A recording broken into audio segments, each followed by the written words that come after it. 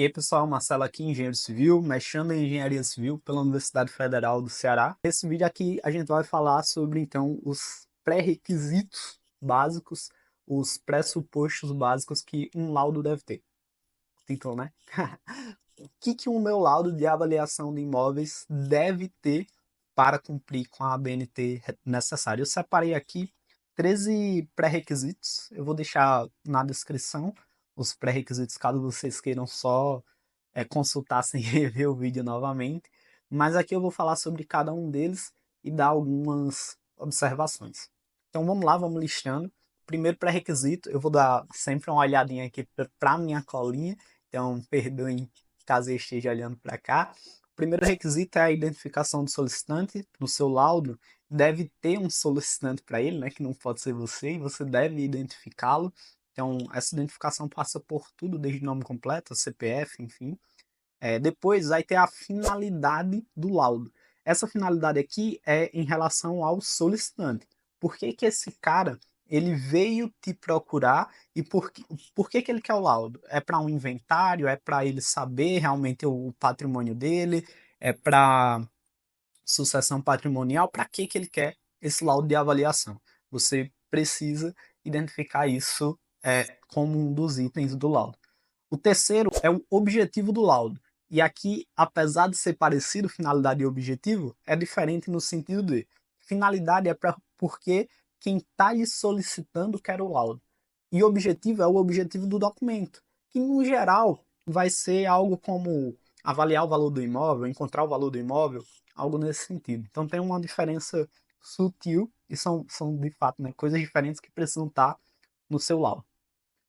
Quarto item é o pressuposto, ressalvas e fatores limitantes. Você tem que especificar de onde você partiu, as suas premissas e o que você deixou de considerar no seu laudo, para que quem estiver lendo possa levar isso em consideração também, né? Ele está partindo de que esse bairro aqui é um bairro com tais características, esse tipo de coisa.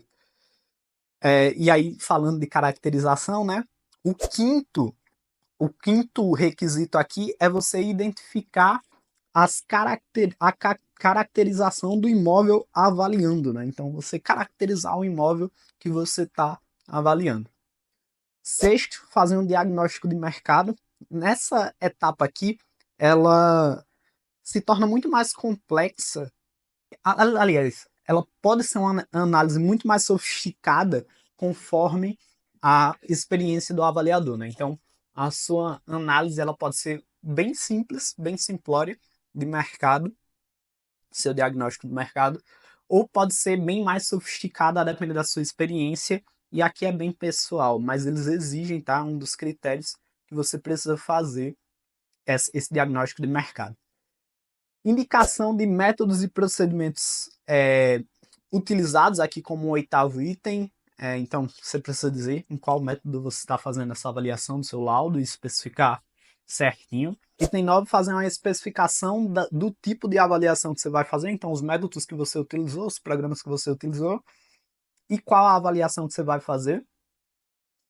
Item 10 é sobre a descrição das variáveis que você utilizou no modelo, com a definição do critério de enquadramento de cada uma das características dos elementos, né? Então, você vai descrever as variáveis que você utilizou, vai dizer quais variáveis você utilizou, vai descrever elas, e dos elementos de avaliação, tá, beleza, esses elementos aqui estão se encaixando em quais variáveis e por quê. Então, isso daqui é um item bem importante, tá? Porque quando você vai fazer o cálculo, ali um dos cálculos do seu laudo, né, do grau de fundamentação, isso daqui é levado em consideração e é um dos requisitos mínimos aí que a norma exige para o laudo. No 11, você vai falar sobre você vai especificar, né, você vai dizer, detalhar o tratamento dos dados e a identificação dos resultados. Como assim? Você vai explicitar os cálculos realizados, qual foi o campo de arbítrio, se você fez algum campo de arbítrio, e justificar o resultado. Então, vai especificar todos os cálculos que você fez, vai dizer o valor que você chegou, em qual campo você arbitrou entre esse valor, e justificar o porquê que você fez tudo isso daí. Nos softwares que a gente utiliza para a avaliação de imóveis, né? E esses cálculos eles são feitos dentro do software e o relatório de todos os cálculos ele já é gerado para a gente. E aí poupa bastante tempo nesse sentido aqui, mas de qualquer forma precisa constar no laudo. No item 12, fala sobre o resultado da avaliação e a sua data de referência, né? Então, o resultado final e a data que você tanto coletou, data de coleta das amostras, quanto que a data que você fez a avaliação. E, por último, a qualificação legal e completa e a assinatura dos profissionais responsáveis pela avaliação. Aqui esses são itens que precisam ir no laudo, tá, pessoal? É, um depoimento próprio, eu já fui negado num credenciamento para o Banco do Brasil, a primeira vez que eu fui fazer o credenciamento, porque eu tinha anexado a minha RT, que o banco pede, não é um requisito do laudo, mas o banco pede, mas no laudo em si, nas folhas do laudo, eu não tinha assinado, tinha me declarado em cima como engenheiro responsável, mas no finalzinho eu não assinei o laudo.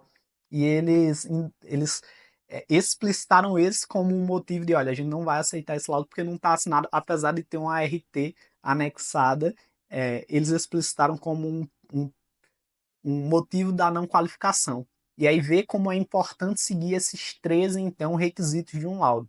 Para o laudo estar completo, você precisa fazer um checklist e preencher todos eles de forma corretinha. Se você gostou do vídeo ou se ele te agregou alguma coisa, considere deixar o like, algum comentário e se inscrever para me encontrar aí em próximos vídeos do canal.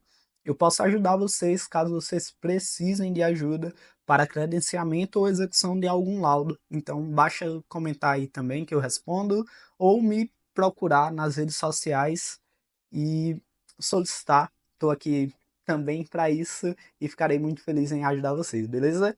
Até os próximos, valeu!